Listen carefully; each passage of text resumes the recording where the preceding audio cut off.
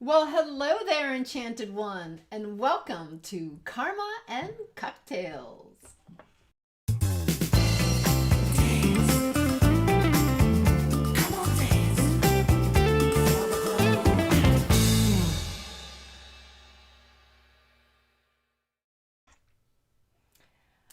Welcome back, guys. It's been a whole, 2 months since we last did Karma and Cocktails, and we are so happy to be back with you tonight.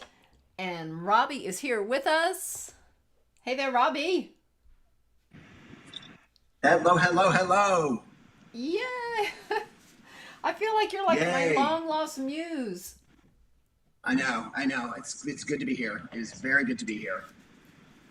Been a little crazy though, right? It's been Crazy. it's been a crazy, yeah, it's been a crazy couple months. Crazy That's couple for sure. months, crazy summer, crazy something or another. Do I hear your fan running on your computer? Oh, it is running on my computer. Okay, It's okay. I'm I running just want to I'm make sure it wasn't me. I'm running hot today. Let me see what I can just close down. All right, let me check all of my controls here. Make sure we're actually streaming. There we Me go. too. Me too. Yeah. All right. All right. All right. All right. All right. So, Look how tan I am. This is my favorite part of being on vacation. I got tan in like a day. So I'm happy. yeah. Well, I haven't been to the beach. I haven't done any of this. Um. Okay. I want you to go listen here. Uh, Robbie, tell me what else has been going on. So, where'd you go on vacation? Went So to. we went to Provincetown, Massachusetts, which was just a couple of weeks ago, ground zero I know. That's what I heard. for COVID, and we took all the precautions that we could take. It was a little awkward because it was outside where we were wearing masks. I'm sorry, outside we weren't wearing masks. Indoors we were, but like when you're there, it's a small town. You're kind of wandering in and out of things, so like you're always like in various stages of mask on, mask off. But uh, but the town is very resilient and is one of our favorite places on the planet. And we had phenomenal weather, so that was good. And yeah, it was a relatively uneventful traveling trip, and everything worked out the way that it should. So yeah, it was fun. Yeah, it was nice to be away. It was the first time in a year and a half I was not around for Sunday service at the Institute for Spiritual Development. So it was nice Wow. to, yeah, it was You nice to need to be take a like wake vacation up at more. 12. Yeah, it was like 12:30 in the afternoon. And I was like, oh yeah, I missed the service. So You it need was to do nice. that more often. It's not healthy. I know, I know. It's very restorative. So All right. Well, I'm happy for you. Let's play some background music. Let's get something a little bit yeah, yeah. going here. And how are you? I know you had been doing a lot. You're traveling a lot yourself. Well, not for pleasure, I know, unfortunately. not for pleasure. Yeah, this has been, one of these days I'm gonna use this summer and all the astrology that has gone on with me this summer as like a teaching topic because let me tell you, Yeah, girl, you had it the loaded on. Enchanted Universe Loaded, slammed my ass all summer long. loaded on. Yeah. So here's that plate. Pile it, pile it, pile it. No, Oh no, my put Lord more. of mercy. But it's just like, the thing is though, like, when you understand that there's divine timing and when you have like a relationship with the Enchanted Universe and you understand it, in my case through astrology, it's like I saw it coming. I'm like, I didn't really know exactly how it was going to turn out, but like I knew I was in for some major, Right, transformative events, right. right? And in fact, like I had an astrology reading in April of 2020. April 1st, 2020, I remember. And very specifically, I asked the astrologer and he cast a horary chart. I was like, when's my dad gonna die? Because I was freaking out back then, like, because he was so, Right. he was when he first needed 24/7 care. And it's like, I just need to know, like, is it going to be like a matter of weeks or whatever? And he's like, well, it looks like it's going to be about 18 months. And so then I was like, okay, I got some time here. And I was able to really build an intention during that time to spend this time to say goodbye to him. Now, without astrology, without that input, and without that confidence in the enchanted universe and the oracle of astrology, I would have just stayed in the anxiety of it could just be like anything. Right. You know? Right. But I was able to instead shift my focus and my energy on I've got some time to say goodbye. And that's what I did. And so, you know, when he did transition this summer, I was not surprised. And when things were looking bleak, I was telling my siblings, like, guys, the clock is ticking here and we need to be saying goodbye, right? So, yeah, so that's my point. Like, that's the advantage of being connected to the enchanted universe, of being open to listening to the oracle and trusting in divine timing, right? Even though you're going to go through the gauntlet, it's a lot easier to get through it when you know the universe has your back. Like, you know, you don't get a free pass by any stretch of the imagination. Right. But you have an opportunity to go through the gauntlet more conscious. Right? I think that what you just said is, I think, the most critical thing. The universe has your back. It may not always feel like it, and it may not look like it, but if you trust that it does, wouldn't you rather go through life knowing or believing that something had your back? Like, it's just your perspective is going to already be putting that self forward, because you believe that the universe has your back, because you know that there's no other way for things to go other than to work out, like, no matter what happens. So, right. You know, right. I admire you. You have gone through a lot, and you know, like, ranging from that intensely personal experience of saying goodbye to your father to your move. I'm so impressed. You do it with such grace. You look amazing. You've got your studio back up. So, you know, big round of applause for you. Well, thank you, my muse. I You really are welcome. appreciate that. Welcome. And I have missed you so much. I missed you too. All I this really craziness, missed you, yeah. You know, we can't get together, but you know, and the other thing too about being connected to the enchanted universe and really understanding that the universe has your back, but understanding that, you know, we have our responsibility too. Oh, absolutely. When we face these events. Yes.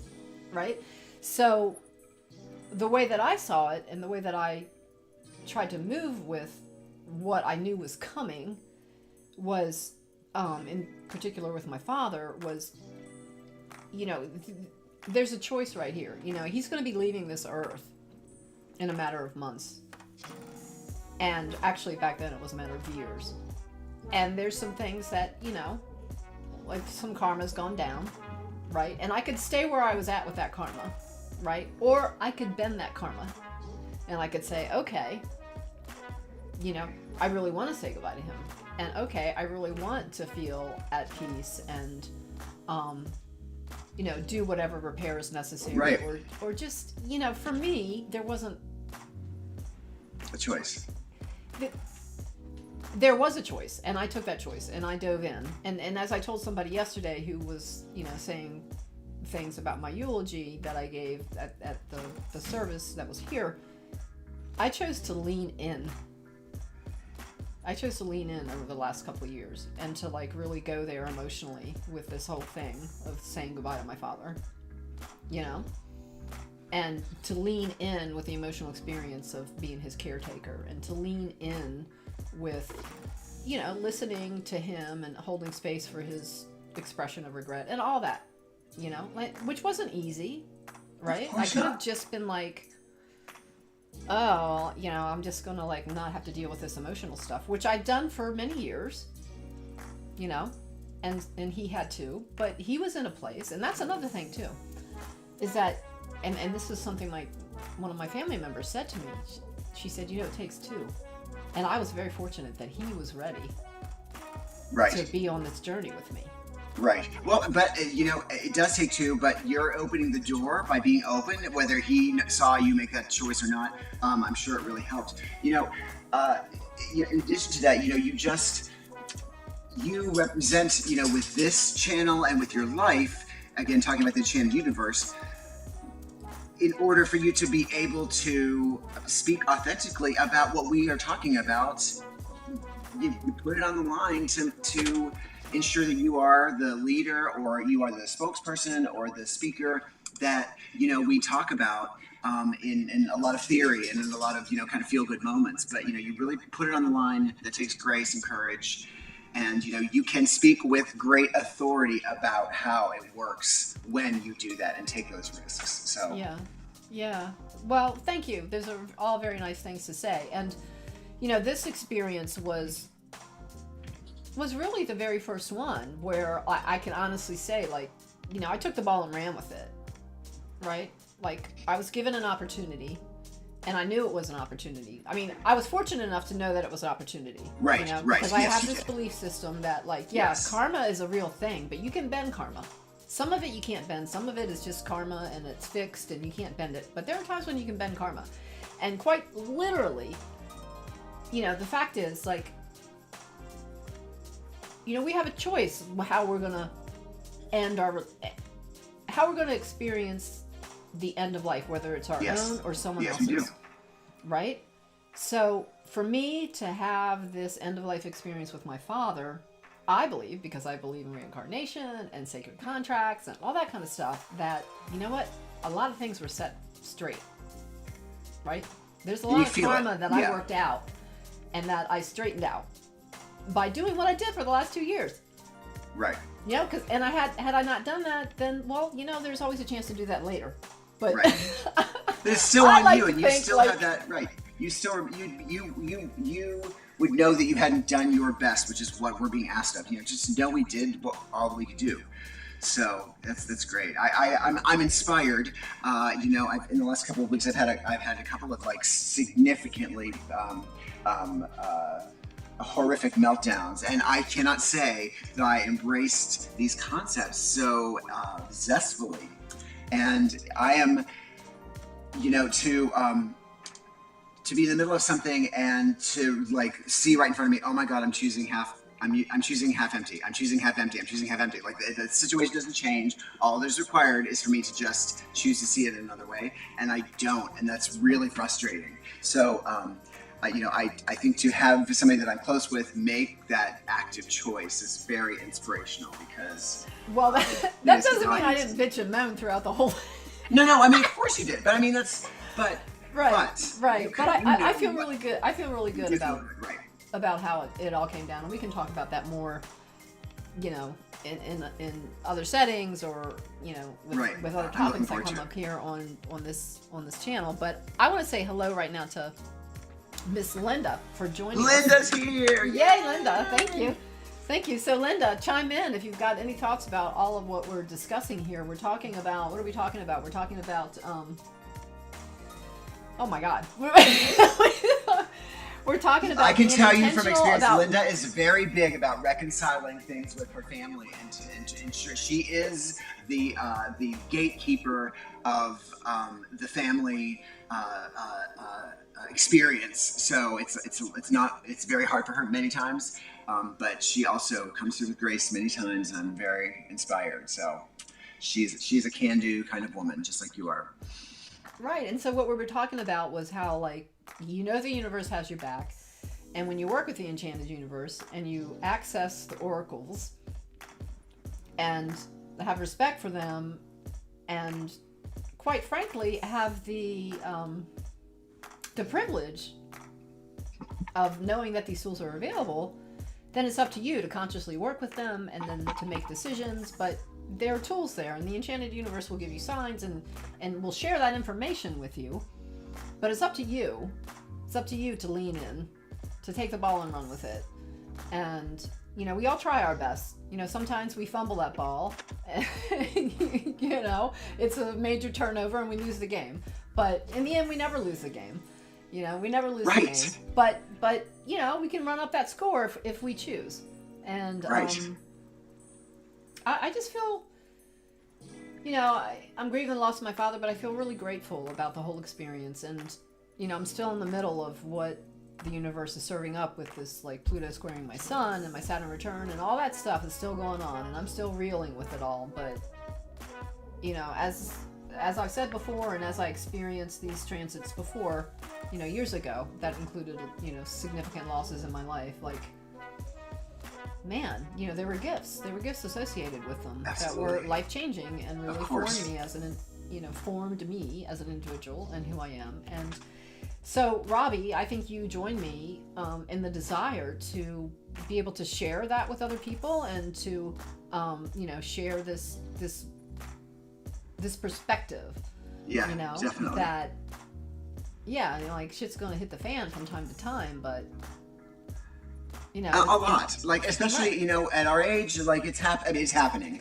The loss of our parents, that's inevitability. No matter how, I mean, some of us lost them younger, but that is it's a rite of passage. And again, as you said, you can choose if there are long-standing issues. You can choose how you're going to respond to them before they go. Because I know that I know I have a lot of friends that have sworn off their families, and I'm like, look, it is such a luxury for you to even think these things that you're thinking, because one day you will not have the option of this relationship. You won't have the option, and right. to not have it suddenly feels like you have cut off a part of yourself that you didn't even know was there. Right. So, right. I try not to be Pollyanna about it, because sometimes people just can't reconcile. Right. But it is heartbreaking to know that if people are on that road, that they may not Right. make Right. And it may not even be about reconciliation. You know, you could have a perfectly, decent relationship with a parent, but still, like, lean in just a little more to be with them and to recognize that you're in that moment of saying goodbye. Whether that moment is a couple of hours or a couple of years. Yeah, it's true. Like, take that juicy moment, right? Take it and squeeze it for all it's worth. Yeah. I still, I think about the night that I thought my mom was going to die. My dad and my brother left, and I was like, what? Wait, so it's looking like this is the time. And they kept encouraging me to kind of stay with them, and we went out to eat, and I'm like, I gotta go back. Like, I would never I just knew I would never forgive myself if something happened. And so I had this just precious, 8 hours of, holding her hand. She didn't even know I was there. And I'll never forget it. I will never regret it. It was this agony that was so beautiful. Right. And, I get it. Agony that is so beautiful. And that brings up my favorite word. What's my favorite word? Grace. Grace, it is. Agony that's so beautiful. Right? Because I wouldn't want it any other way. This is what life is. Like, I'm living now because I'm feeling and mourning and and I just It's so heart opening. Like, your heart just it just bursts open. Yes. Bursts open. Like, for me, that's a big deal. Like, to open my heart. Because many of us are so accustomed to closing down our heart and protecting ourselves and not letting any of that bullshit in. But after a while, those of us who did that to survive, we need to work at opening our hearts. It's true. It's Opening our true. hearts. And I think for me, it's I'm expressive, so there's an assumption that my heart is open, but it is not. But those of us 90% who the know time. you. Yeah, right. So, for people that know, but there's just a level of I'm okay with people thinking a certain thing to a certain point. Even with my mom, I remember, I wasn't crying during this time. But the hospice nurse came in the morning, and of course they would bring in food, and everybody knew that she wasn't going to eat it, but they had to bring it in, and they would always say, you can eat this now. And she said, "Are you okay?" And I was just like, "No," and it just it just all came out because I wasn't trying to be strong or anything. It's just that's so it's just so precious, and so grace, man, grace. Grace. So I have a question here. Journalists also say deep dive, lean in. Yes. Yeah. Okay, I'm gonna put that up there, Linda. So it's beautiful, Linda, that you're here with us and participating in this conversation, because Robbie and I haven't caught up in a long time. I know, it's true. Linda and I caught up right before I went on vacation, and so we had one of the conversations that you and I often have, which is just I did a lot of talking because I yak. But just the big things in life are what is. I mean, that's what it's like in your 50s, like, wow, this is not going to last forever. It's not a bad Can I thing. just tell you It's something? just, I'm not going to yeah. be happy when I'm in my 60s and you're still in your 50s. It won't be that long, hon. It's not It won't be that long. I'm 57, so. You just turned 57? Yeah. Oh my God, I'm 2 years older than you. So that's not, and that's basically the same generation. No, that sucks. For 2 years, you'll be going, I'm in my 50s, and I'll be like, Oh, I won't. No, because I'm gonna round up. I'm gonna round up because I would rather. No, you're not. I Why would you rather do that? Have someone say, "You're 60? What?" Yeah, I'm looking forward to that. So I may even start rounding up now, really? just for the fun of it. Come on, Yeah. are you telling me the truth, Robbie? Yeah, no, it's true. That does not sound like the Robbie I know. I'm not. I do not have a thing about age. I love the idea that I'm going to be a certain age, people are going to be shocked at it. I've always been that You don't way. have a thing about like age? The gap is closed. I don't like I that. thought it was something we had in common. Yes. I mean, right. So it was great when everybody said, oh my God, you're 50? You look like you're 40. Well, now it's like, you're 55, 56, you look like you're 52. I'm like, okay, that's nice, but I've met in the last week on vacation. I met 3 other guys who were my age, and I say this with great humility. Like they look better than I thought I looked myself. Like they look amazing, and it's just really encouraging to know, like back to back to back. I met 3 people who are 57, 58. That I was as shocked as I hope other people are when I tell them my age. So. Okay, here's my question. All right, Yes, I question. am wondering, because I'm seeing YouTube comments coming in, I'm wondering if there's anybody on Facebook who's not coming through on the comments. I'm going to check Facebook myself. So can you check that? Yeah, I will. It's quite often it's Ann Gordon, who's like, we're on Facebook. Hello. Right. I don't check. So I just want to make sure, because last week my comments weren't coming through, and yeah, but because we're gonna start to dance here soon. In fact, I'm switching the music right now. Go for it, girl. Go for it. Okay, we got a whole different frame on you now. Woo! Let's see it. Oh yeah. Oh, I'm way up. Yeah, you're way up. It's all right. Yeah, All right, I have an even better up too. position now, so when we go to renegotiate.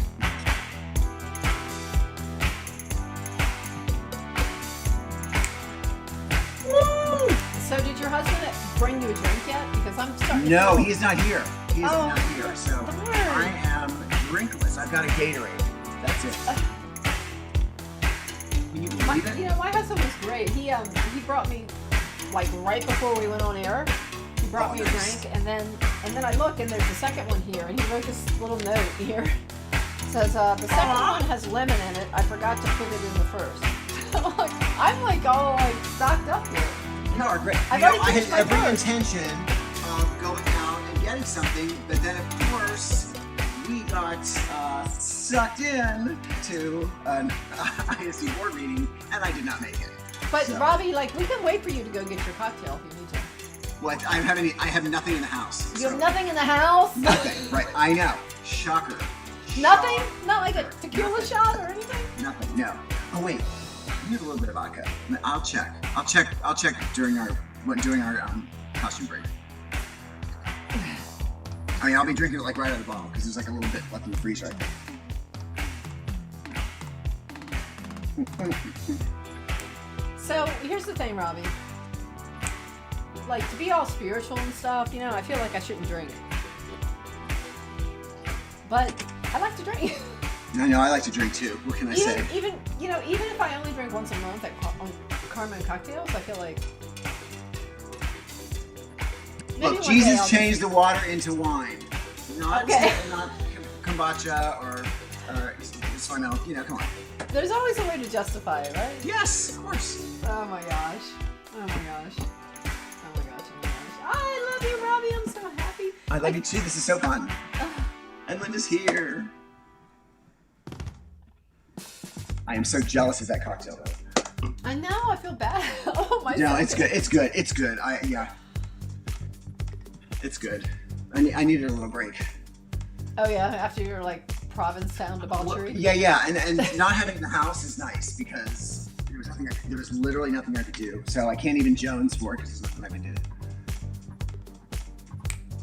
But I love the off-the-shoulder look. Yeah, I was wearing it during the board meeting. I saw. I sent you a text. I sent you a message. I'm like, what? Pull it Hey, up. Lorenzo. Hey. How about that 5%?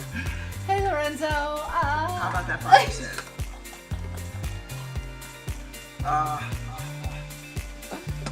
So you missed my homily today.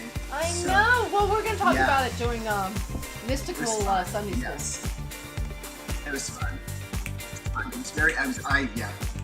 It was very provocative, or at least what this guy writes, how he writes is very provocative. All about enlightenment.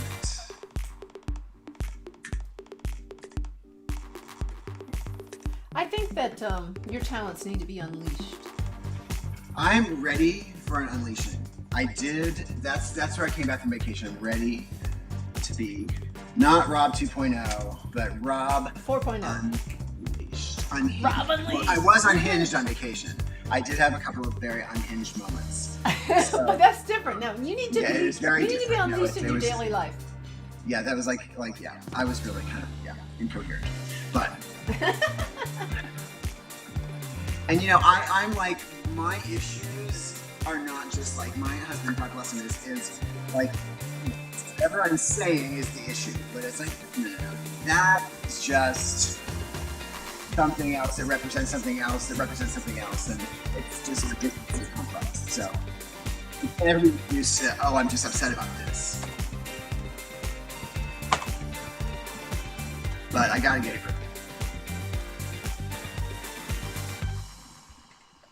So I am maybe considered a bad influence one of these days. Of you. Why? Never. There's no such thing as a bad influence Right? to me.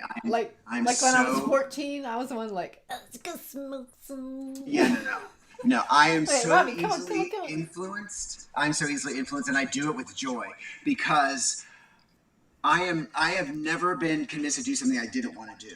If someone talked me into something, it was because I sat on the sidelines going, oh, somebody just pull me in. I can't do it myself. Right. I happily turn myself over to any sort of bad influences. All right. Well, you know what? You know what time it is? I think it is. Yes. What time is it? Woo! Steampunk Terror time, baby! All right.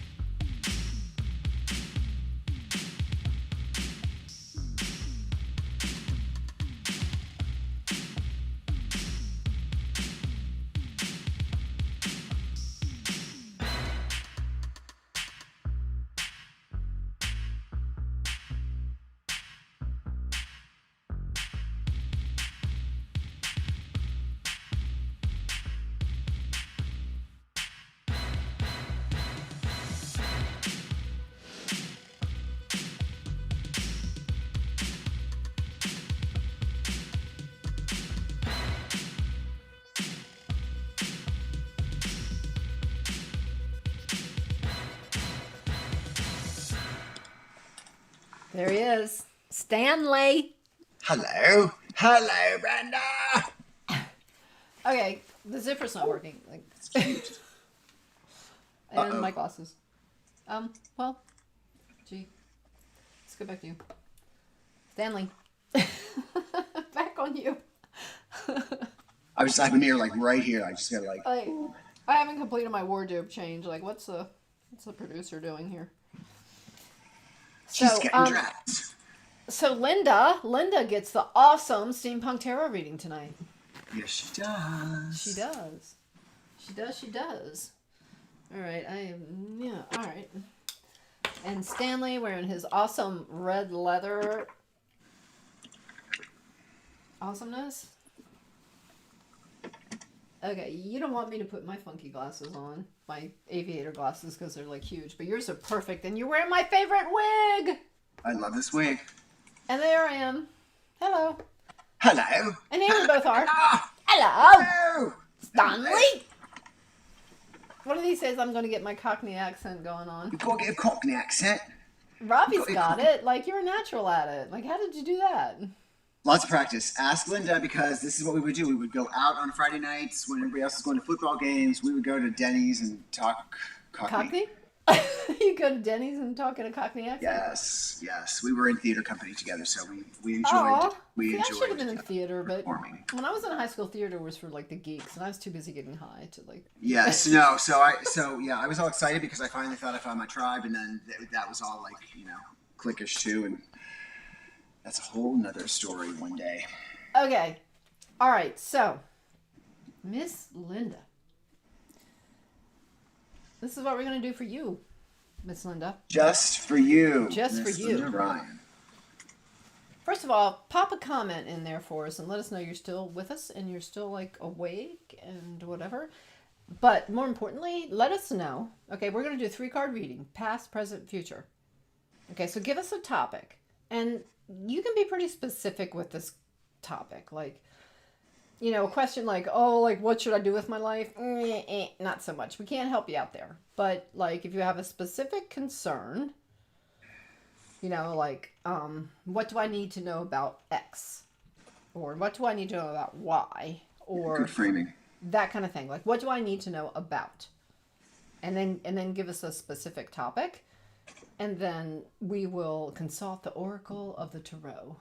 And the Enchanted Universe, as expressed through the Oracle of the Tarot, will give you some guidance.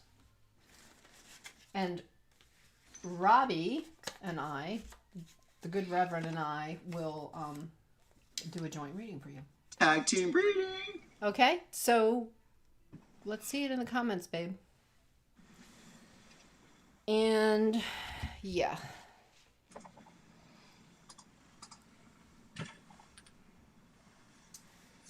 Nice to have some background music, wouldn't it? Wait a minute while you sip that delicious looking cocktail. Oh, did you remember to go get your... I did not know. I was yeah. Okay, well, you know what? We can go back to me, and you can go take care of it. I'll go swig some... I'll go bring my bottle of vodka. All right. I'm hurrying. We're waiting on Robbie. We'll put him on mute while we're waiting on him. So, Linda, again, just looking for your comment. And in the comments, please let us know what your topic is for your Steampunk Tarot reading. Past, present, future.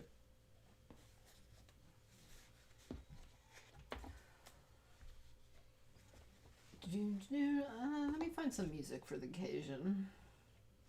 How about this?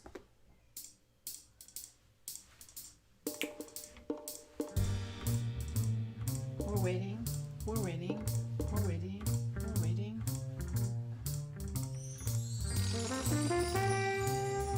Did they play this kind of music like at the turn of the century during the steampunk era? Era? E-R-A? Era? Yeah.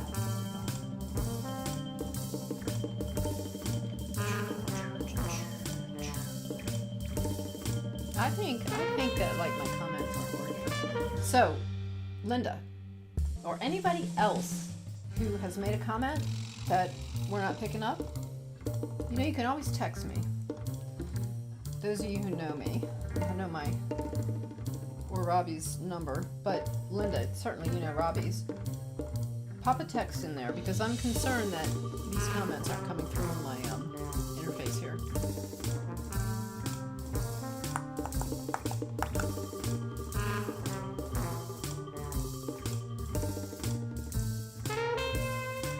Are you back?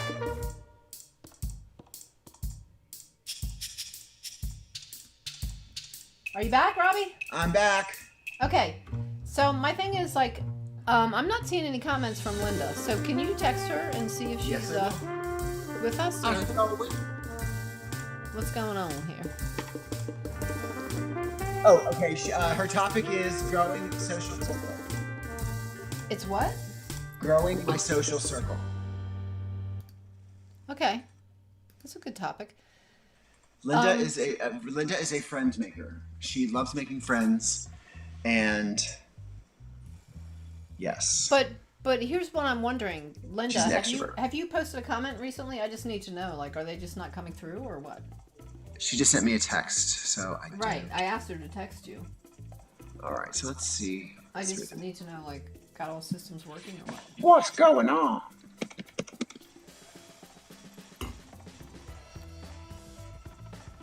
All right, here we go. Let me get back to my steampunk tarot here.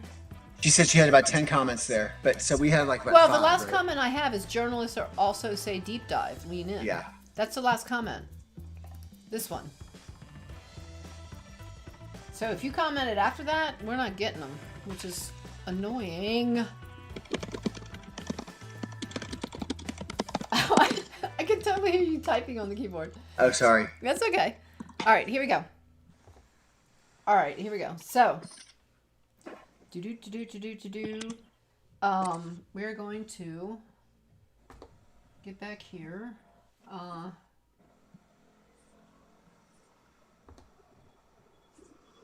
Carmen Cocktails sounds. I don't think you're live on Facebook. Oh man, that's a problem because we got lots of people on Facebook.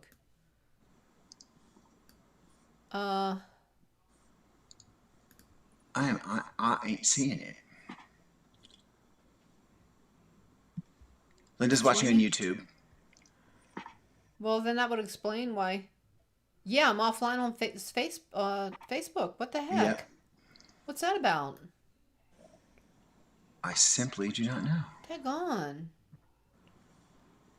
I don't Well, know no what that's wonder. about. Because at first I was on. Yeah, I saw that. I saw like right before we were doing the countdown. Yeah, that we were on, right? Huh, I don't know what to do about that at this point. That stinks, because you know who else on Facebook? Like a lot of people. I know. All right, well, you know, we just do what we can do, and Miss Linda is lucky to have Yes. all of us here. Oh, So we're gonna so draw my a little card. drinky is we had there's a little bit like a tiny little bit of vodka in the freezer, and we have this delicious ginger limeade. So I love anything here's with ginger me. in it. Oh, Kathleen Bale says she can see it too. In Facebook, Kathleen? No, she's not on. Oh, now we're back Kathleen on Bale. Facebook. Now it says online on Facebook. All right then. I'm watching it. I don't know why we dropped the Facebook thing. Oh my God, Okay, we've got cool. Robbie's Angels again tonight. Yeah. All right. So let me focus here. So we are going to do we're going to do a new reading, and we're going to do a 3-card draw. Come here. And I'm going to go here.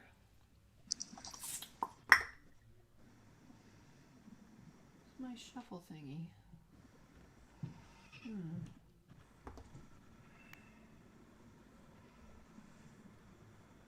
There we go. There we go. Here we go. All Ready? right. All right. Here we go.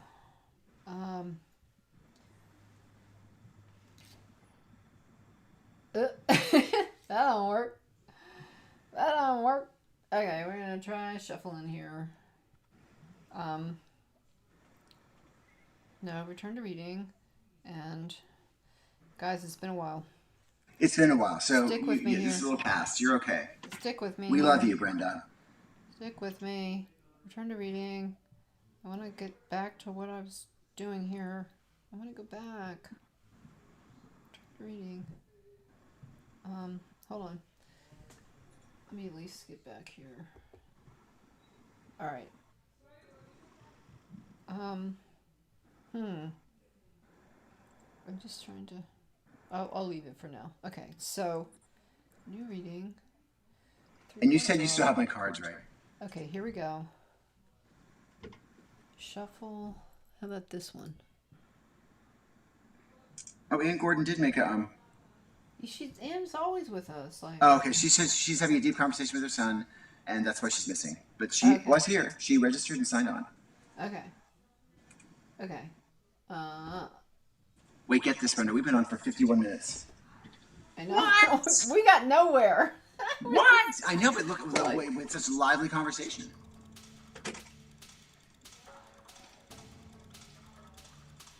Those look like little rats. Thank you very much. You're welcome. Okay, so sound effects are going to turn up. I want to do that again. Here we go. We're going to try that a little different.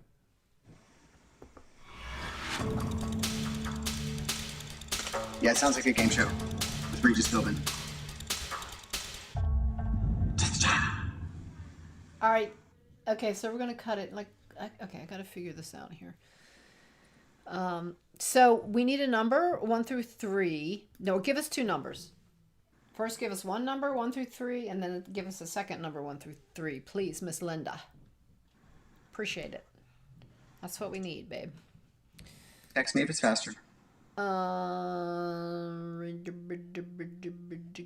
got my phone. Got my phone. I've got my phone.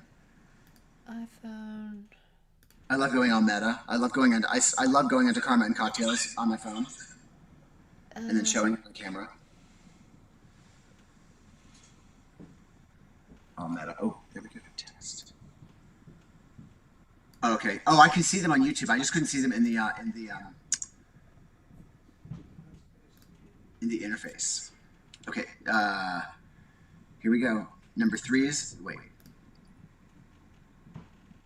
The first number is 2. Okay.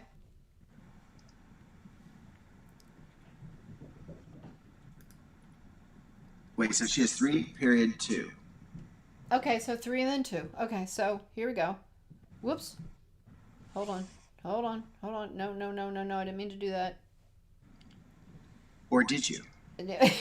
No, she said it's 3 the Enchanted 2, Universe. and I accidentally pushed 2. I didn't want to do accidentally. That's not what she told accidentally. Me.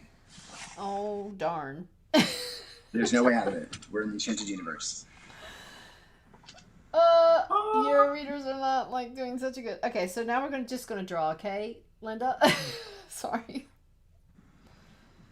Okay, here's one card, and here's the second card, and here's the third card. So I'm going first, huh?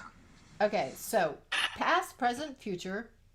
Robbie, I think we should just turn them all over, and then you should just read everything, and then I'll read everything. Yep. And the topic is, remind me what the topic is. Social system. Her social systems. Her social systems. Okay. Yes. Wowzer here. Past, present, future. Okay.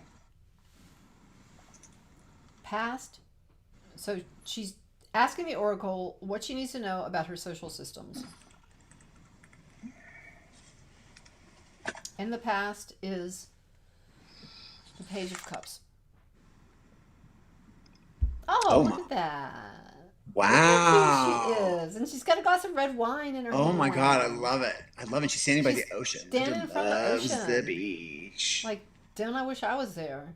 I know. I don't know that I'd be wearing that collar if I was by the ocean. I know. I love it. That Elizabethan collar. So this is interesting because I feel like we're getting this juxtaposition of the freedom of the beach. And this woman is laced up tight in her Robbie? very conservative Puritan. My face is right up against the camera, so I'm blocking it for now. We need your real face in the frame here, dude. I know, there it's go. See.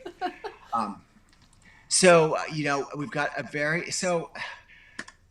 we're talking about the past. I feel like this is kind of what the beach represents, what Linda has sought in her social world, which is freedom and the flow of the ocean and the peace of the beach. And what quite often she has been met with by the Page of Cups, which is, kind of like I'm buttoned down. I've got a glass of wine. I'm trying to act like the rest of you are acting, but I'm really just not getting it. And so the past was kind of like figuring out how to be engaged with the social world around me when I prefer the beach, but you're asking me to kind of to be somebody else or to get into a shape or mold that I can't possibly look comfortable in, let alone be comfortable. So maybe I'll just sip my wine so that'll help me feel better.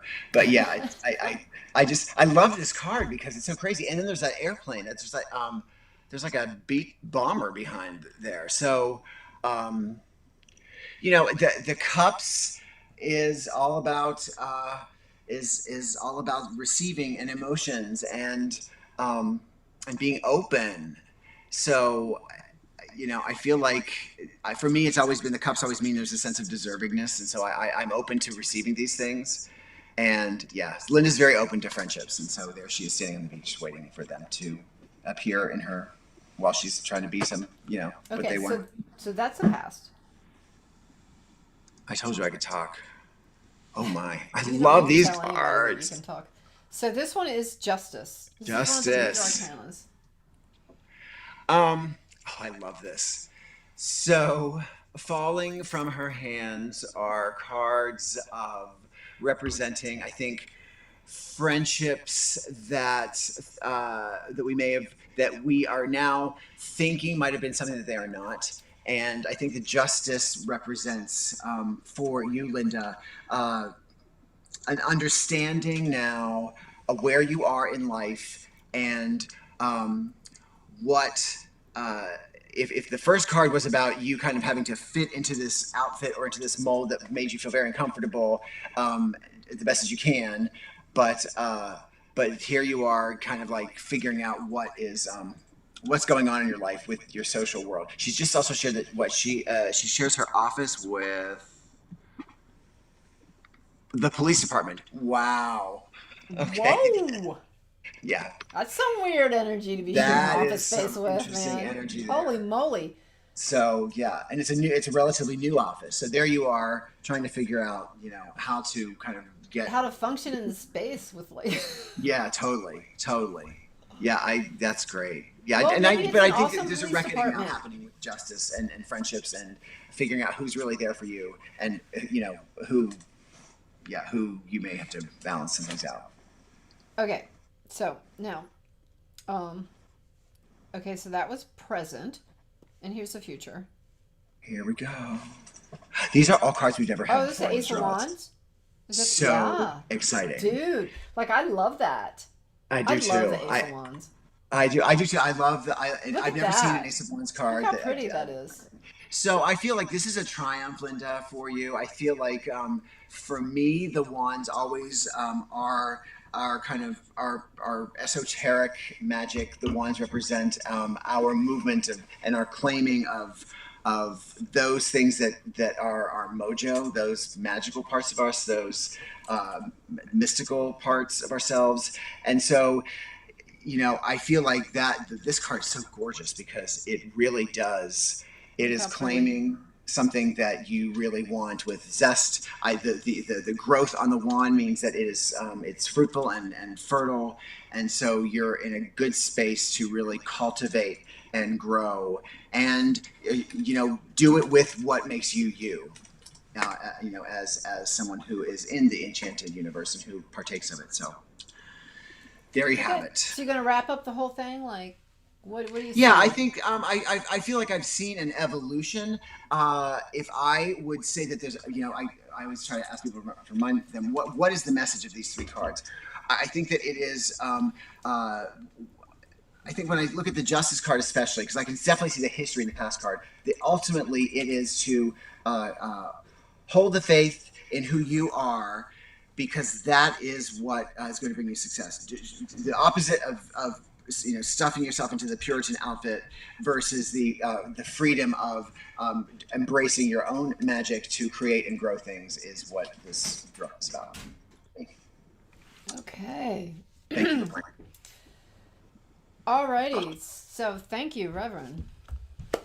All right. So, Miss Linda, the topic being, what do you need to know, or what does the oracle have to tell you, enlighten you regarding your social sphere? Okay. So, the first card being your past is the Page of Cups. And I always think of pages as delivering a message. And when you look at the court cards, the pages are like the youngsters in the court card, right? So they're not as experienced. They've got this youthful, like, innocence to them. Um, so with the Page of Cups, cups being water, um, the Page of Cups is offering a message or some type of a new experience, or bringing to you um,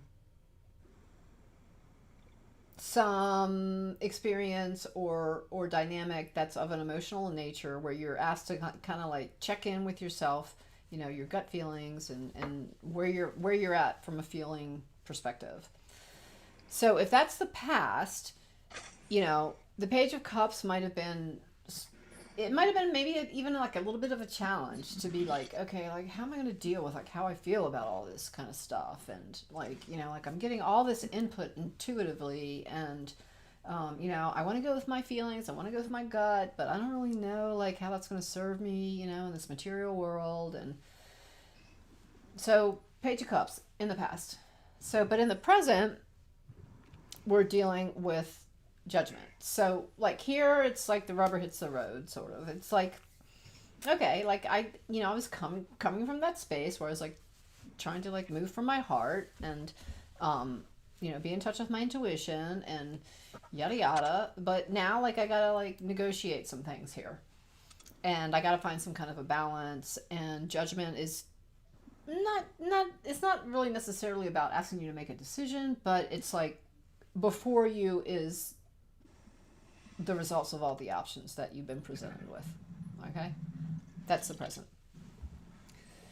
And then in the future, you've got the Ace of Wands, which to me is like, the aces are always about new beginnings, but they're about new beginnings, and they're about, and they're about opportunity.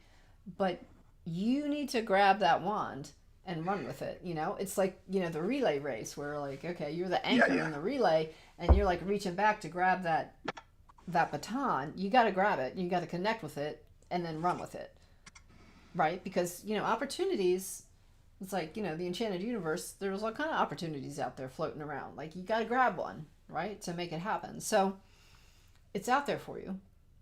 Go grab it, right? Take advantage of the opportunity that's before you. You need to think about it, like, what's realistic, like, how much do I need to like depend on my heart, or listen to my heart and listen to my intuition, like judgment. Like, here you gotta get with the real world. Like, I live in the material world. The Page of Wands is like, oh, here's like this beautiful spiritual opportunity, like connect with your heart and do this. But the reality is, like, we live in this we live in the realm of matter, right? So now it's about deciding, like, how are you going to negotiate that? So that is my take, sweet Linda. Beautiful. That was a good tag team, Brenda. We're just such a great team, Robbie. I know. Mutual Admiration Society. And we've never drawn these cards during any Carmine Cocktails in the last year and a half. We have not. These are all three new cards. But can I just say, though, that we were always right. majors only. Right. And Yeah, since I don't have my own card deck with me, I wouldn't have known that.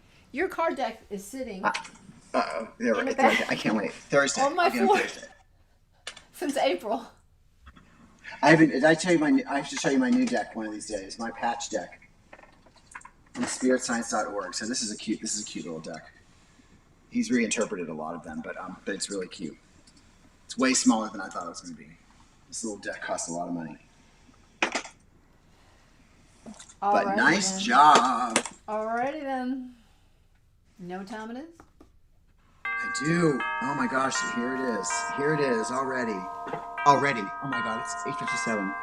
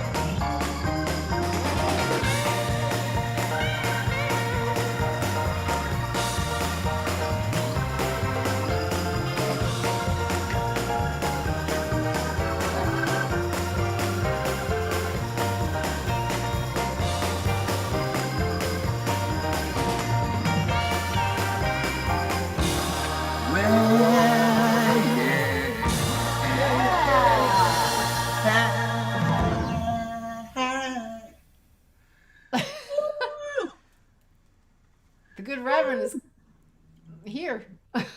It's time for Mystical Sunday School. Mystical Sunday School. So, Reverend, it's been 2 months since.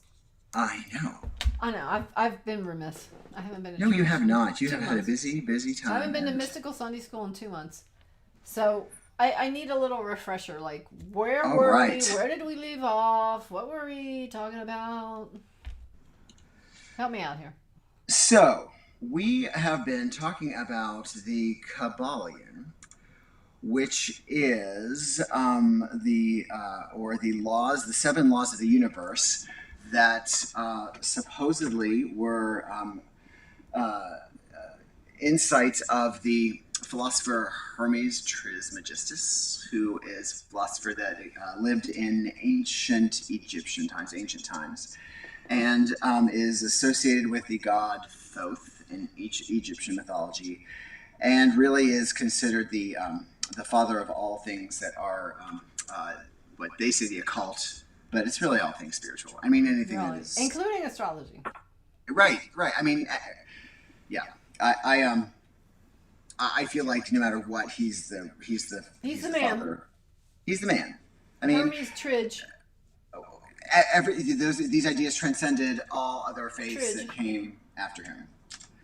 So, I thought I had my Kabbalion here. So, what have we reviewed so far with the Kabbalion, Reverend?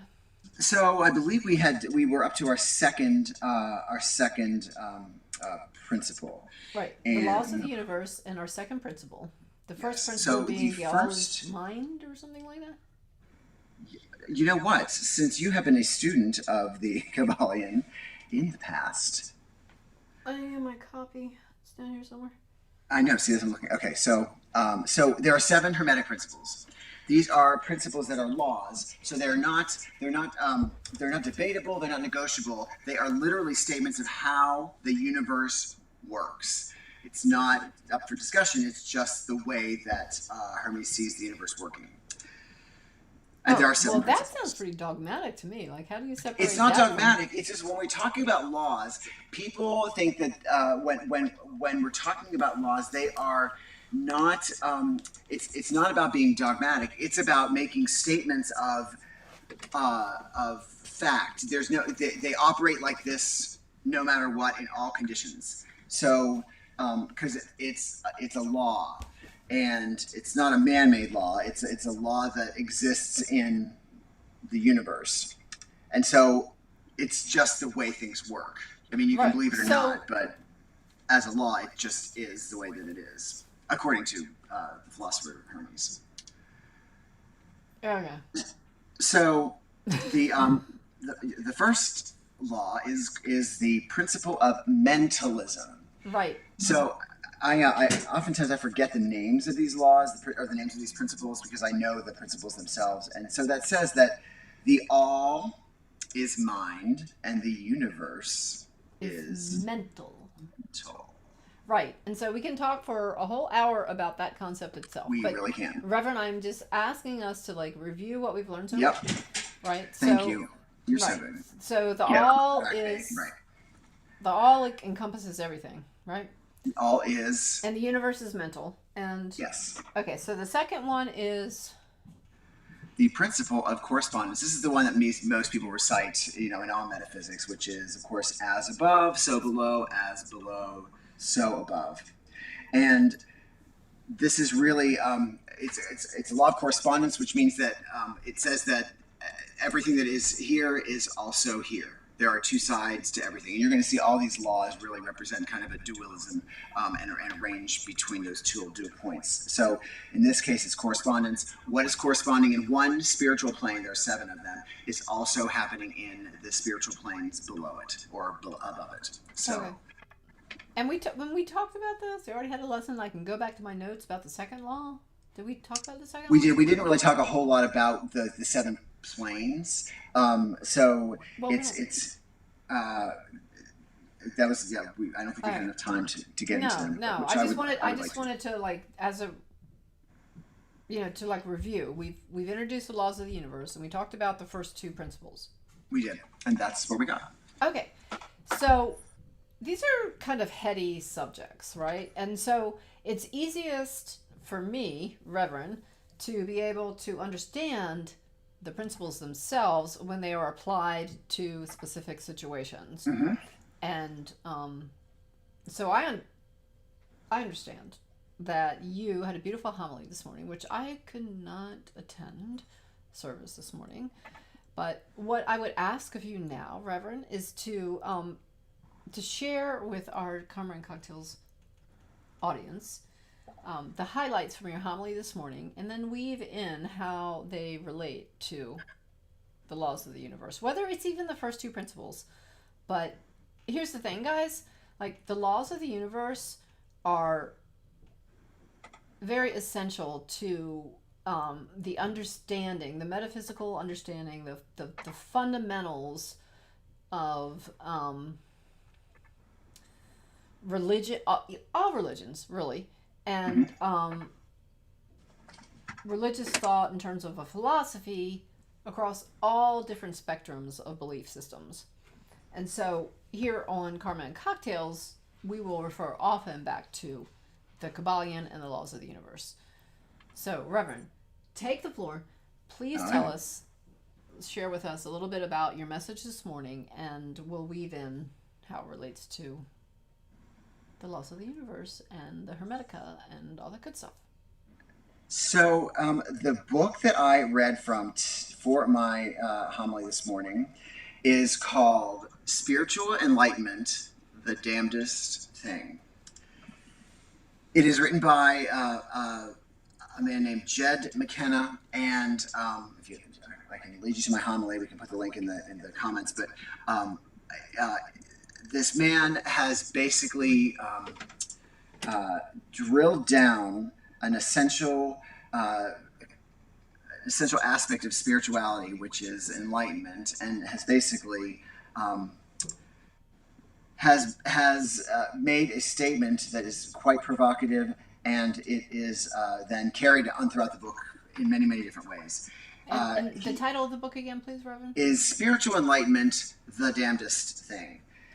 And it reflects kind of a tone to the book, and I'm going to read his introduction, which I find quite lovely. I'm not going to read the whole thing, but there are points of it that are so funny and yet so laser correct that I think you'll understand what we're talking about.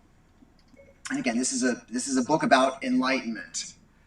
So whatever you think or whatever you're thinking of when you hear that word. And he says, spiritual disclaimer, notice is hereby given.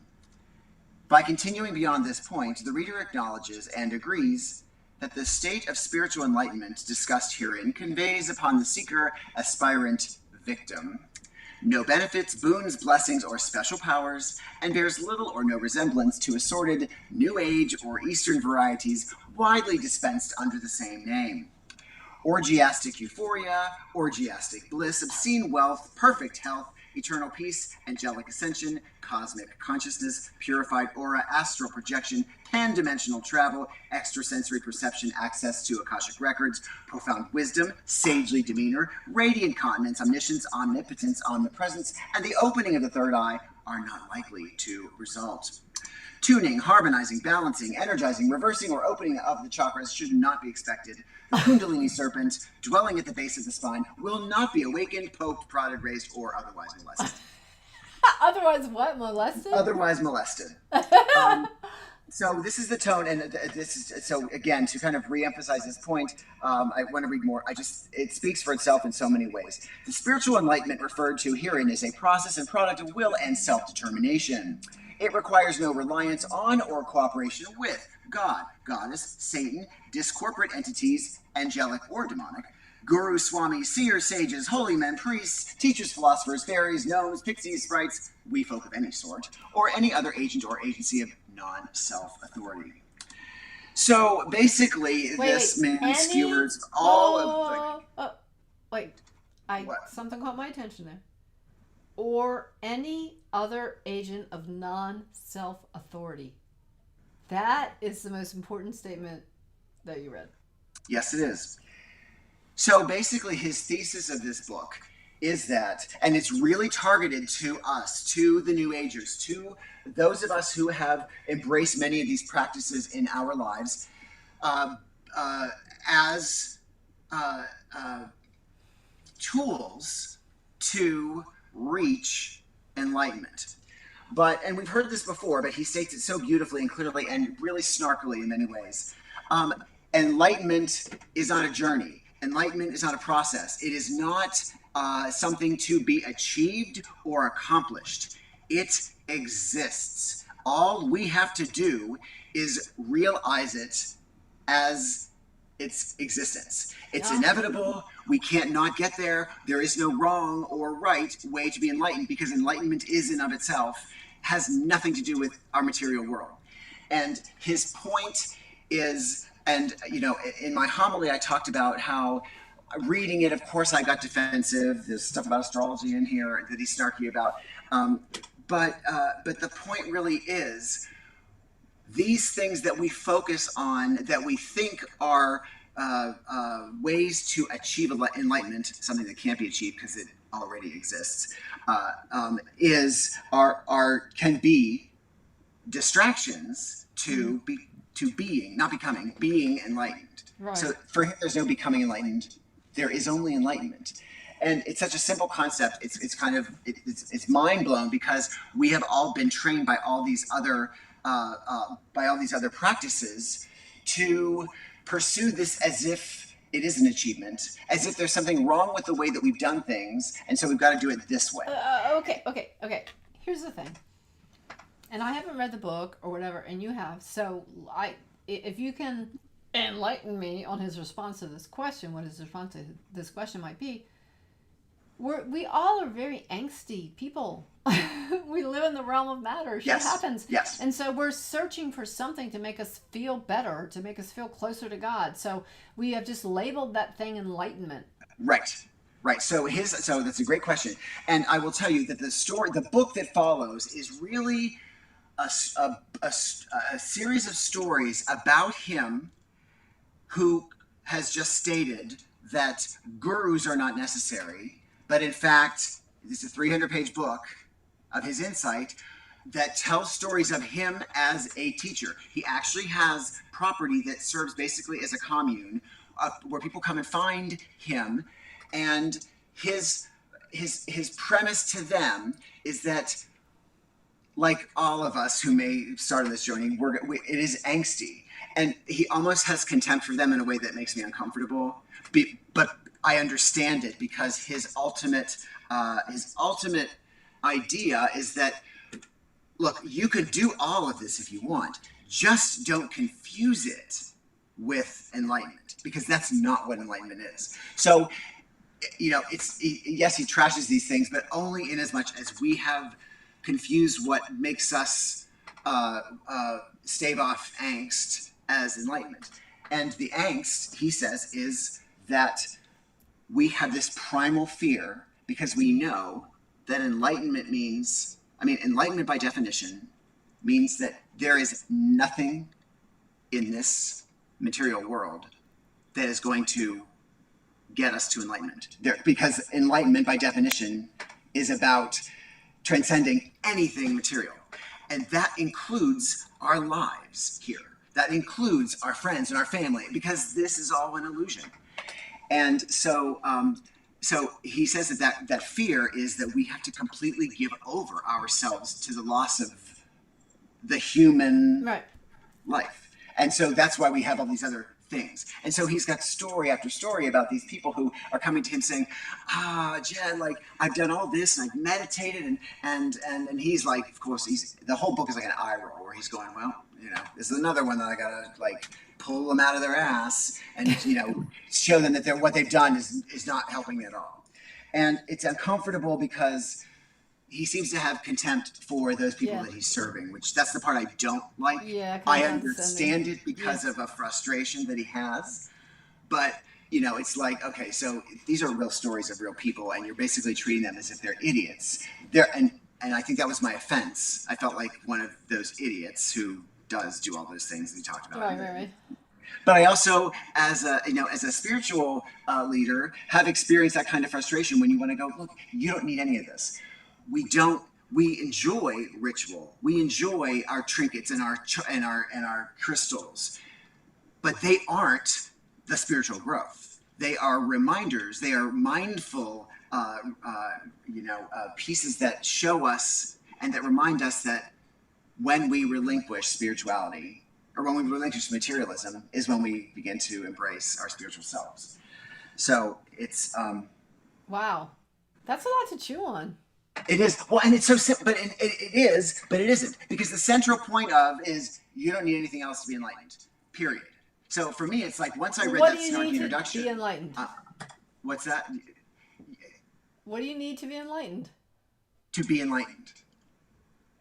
To believe that you're already enlightened and To like it's not to something you it's attain, not a it's just belief. It is an enlightenment. There's no synonym for it because enlightenment means that we will we will be enlightened. We can't. So anything that any enlightenment is not when you have those aha moments that are like wow, and then the window closes. That's not enlightenment. Enlightenment is a complete and utter understanding and wholeness that can't be taken away. No one can give it to you. Once you're enlightened, you can't be unenlightened. So I may have an aha about this book, but I'm still not enlightened because I'm not there. I still have duality in my life. I still I'm you know I'm I'm going to seek connection with the divine source that we all know simply requires us to okay. be the source. You know what I Okay, mean? but does he say anyone's enlightened? To me, the message, like what I'm hearing so far, and I haven't read the book or whatever, whatever, is like stop trying to be enlightened because it ain't gonna happen in the material realm. Like it's like No, what? it's not. It's not. It's not It's something not. you attain. It's not something you. It's just like I don't know. Like people want to So know he's how not to saying get it can't. there. He can't. He's not saying it can't happen in the material realm. He's saying that the material realm, anything in the material realm, is not going to get you there. So it's like knowing that we don't really have to work at anything that like we don't have. There are not steps to get through. There is simply when we, if we want to ascend, if we want to use another term that we use, like when we want to ascend or want to become one, we we will. Like it's just a matter of getting it. Now, in the book, it seems like no one's enlightened except him. So that's another thing that's really hard to take because he literally feels like has no connection with the rest of humanity because he is enlightened and they are Uh, not. I think I need So to read this book. you do because I'm actually because I've only read it in big pockets. I actually think that I am supposed to be this uncomfortable with his arrogance because I'm supposed to go, wow, dude, who the hell you think you are? You know, I'm supposed to see that what he's presenting to me is truth, except that he can't be the authority because he's not enlightened. You know what I mean? I feel like there's a Well, big that was his disclaimer, right? Like, I'm not this, I'm not that, I'm not this. Like, he put out this disclaimer and then he goes on to yes. tell you, like, it's all bullshit anyway. It's all bullshit anyway, right? It's all bullshit. Well, and so, but it's a very Buddhist principle because all it is really saying is that when you attach yourself to any of this, you're not enlightened. Period. If you think you got to meditate to get there, that's a material experience. You're not going to get there. You can employ it on your road to whatever alignment or whatever we want to call it, but that's not. Don't confuse it with enlightenment. Enlightenment is simply its own thing. Enlightenment means you're enlightened. Period. Well, Like, it doesn't seem like we, as like people who dwell in the realm of matter and occupy a body and aren't of spirit, we don't really have access to enlightenment until we're in right. spirit. So that's the thing. That's why in the end, I like the snarky. I like the snarky intro because I find myself thinking about people who seem to be wrapped up in, oh my God, you didn't use that crystal when you didn't set out in the sun and charge it. I'm like, okay, yes, there's a ritual associated. The ancestors came up with this. It's the most effective way. But don't confuse this ritual with the fact that it's going to work or not work. It is about connection. It's about our intention. It is about believing and living what we say we believe. But I think his point is that we tend to get focused on these other things, especially the New Agers, who are very quick to say, "Oh, how silly it is that that Orthodox Jews are, need to be kosher and don't eat off of certain plates and don't eat the meats of, certain animals in other faiths." We're quick to judge why God might tell Mormons to wear certain kind of underwear. So we're quick to judge other practices without looking at our own and know that, like, God, it doesn't really want you, doesn't care what underwear you wear, it doesn't care what meat you eat. Right. Those are reminders of the spiritual life that can exist when we are not focused on eating meat, or when we are not focused on what we're going to put on underneath our clothes. Those are reminders that there's freedom when you're fasting. That, well, I don't got to think about food because I'm not going to eat today. So what am I going to think about? Oh, spirit, and I feel like his point is that when we see these things for what they really are, which are reminders of spirit, and when we use them that way, then we can actually connect with spirituality. But thinking that because I went to church every week because I'm Catholic, or I didn't eat meat on Fridays is my spirituality. It's not. It has nothing to do with it. Okay. It doesn't matter. Okay, there you go. So, I get it. As you can tell, I'm so jazzed by it, and I get it. I want you to read it because he's just such an asshole. He is.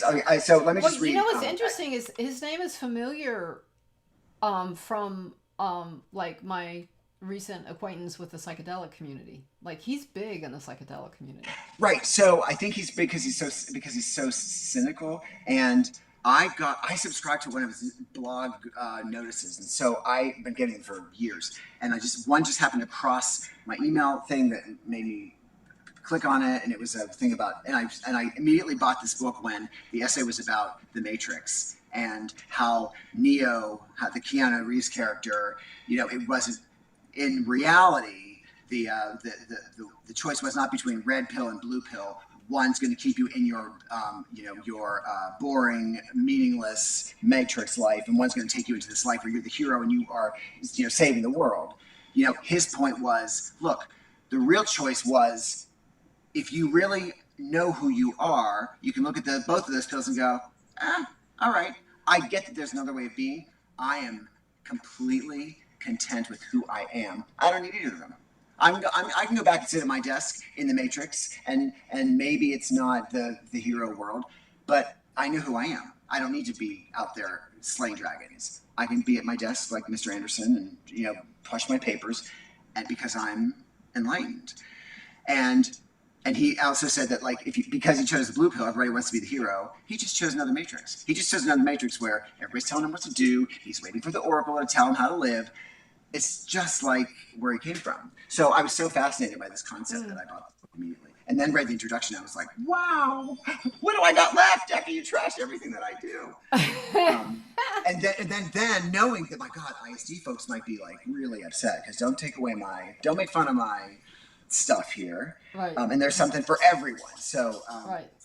But yeah, he's very snarky, and because I haven't read things continually, I'm thinking maybe there's a point to the snarkiness that is actually way more obvious than it sounds like, because he's so condescending. Like, he literally tells these stories about people, and you can tell he's rolling his eyes. And then she told me about her insight and her aha moment, and I'm like, well, that's nice. Well, that's not very nice. It's not very nice. It's not very nice. And it's so hypocritical because he, literally lives in a commune where he has people following everything he says. Yeah, he's got a following. Oh, God. Okay. Oh, yeah. Yeah. But it's funny. I want you to read just because it's so, he's such a personality. I'd love to see him in an interview or something. I should look him up. Oh, okay. So, well, we should have him on Carmen Cocktails or Spirit Throwing Down, and we'll have an interview. I'm sure he's going to be really wanting so bad to be able to speak to our vast audience. Well, we'll have a vast audience by the time we bring him on. Oh, we love our audiences. This was fun. Girl, we went on for 90 minutes. We went over 90 minutes. This is so fun. Whatever. I know, whatever. We got a lot of Thank you, catching Linda up to and do. Kathleen. Thank you, Linda, for sharing your query with us and allowing us to read your cards for you. It was a privilege, right? And Kathleen, thank you for jumping on here. She texted me before we started and said, "Are we going on tonight?" So Kathleen's one of our regular stalwarts. She is. Stalwarts. What And she's a new ISD member too. She is now an official ISD member. Okay, and all of you people out there who are watching us, that like your comments are coming through and all that kind of stuff, we love you and we're not ignoring you. It's just like the tech is not wanting to like give me your messages, but thank you for joining us in Spirit Throw Me Bone and Kocktails. Have fun. You know what? Something's coming up next month, right? Anniversary. Yeah. Anniversary. Happy birthday anniversary. Spirit Throw Me Bone. Well, Spirit Throw Me Bone anniversary actually already passed. I know, but I'm a Leo, so we're going to celebrate as long as we want. Right. So, like, we'll just put two celebrations into one, and we're going to celebrate the anniversary of Kocktails and make it a Spirit Throw Me Bone anniversary, and it's going to be a big time party next. Yeah, let's have a party. Yes. So, yeah, by that time I'll have my act together, and I'll like have my studio together, and I'll be able to like invite lots of folks, and we'll have special treats for you, like maybe some giveaways or whatever, you know. I love it. All right, girls. Thank you. I love you. I'm so glad we're back.